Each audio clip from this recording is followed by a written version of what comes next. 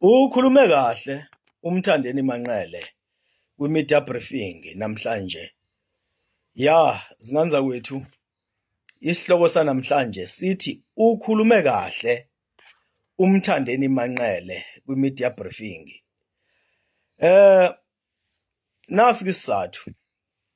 uMthandeni siyokhumbula namhlanje ukuthi ube ne-media briefing eyokhuluma ngomcimbi wakhe ozobe ulaphaya eMdletsheni lapha ekhaya kubo ngomhla ka-3 January 2026. Khona-ke izinto ayikhulumile nezibalulekile enkulumeni yakhe uMthandeni before nje aqhubeke kakhulume ngomcimbi wakhe. Kunezinto ezimbili ayivezile. 1, uMthandeni uthi akafuni ukuqhathaniswa nabanye abaculi. Okokuqala lokho.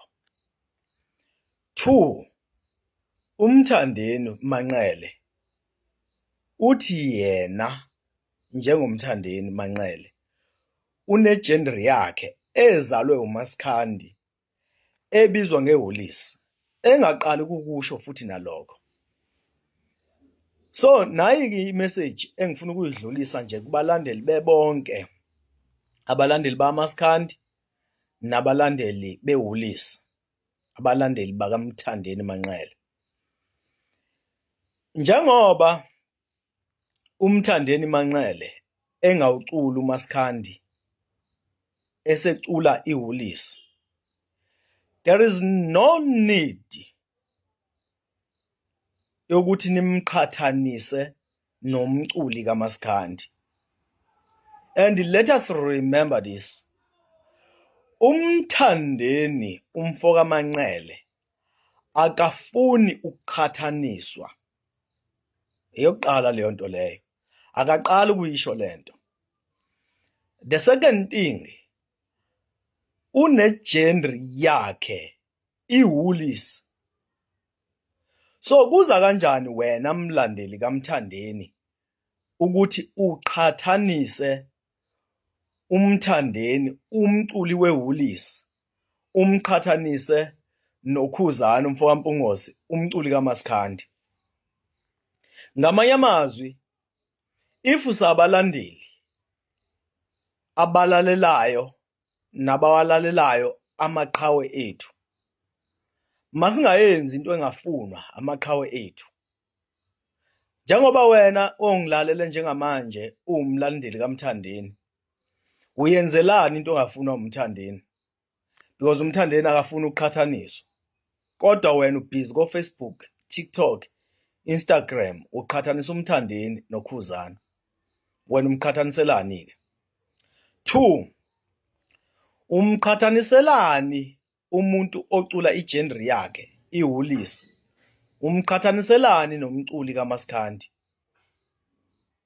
Kuza kanjani ukuthi wena uqhathanise umuntu ocula enye i-genre umqhathanise nomunye umculi ocula enye i-genre? Why umqhathanisa? Iyefana lento ukuthi uzothatha umculi we-hip hop umqhathanise nomculi kaMaskandi. So enkulumeni kaMthandeni ecace bha kuhle okwekati emhlophe ohlungweni, ayiqhathaniseki into kaMthandeni noKhuzani. uKhuzani from now akaqhathaniswe nabaculi bakaMaskandi acula nabo uMaskandi, angaqhathaniswa nomculi weHolisi.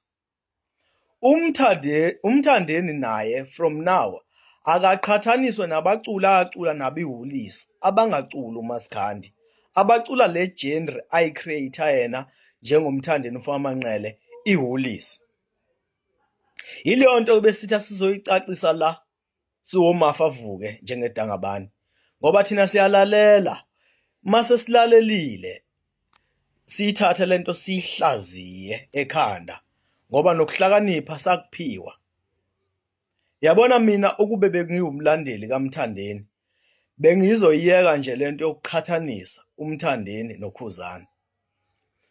noma futhi bengiwumlandeli kaKhuzani bengizoyiyeka lento yokuqhathanisa uKhuzani noMthandeni ngoba abaculi igenre efanayo.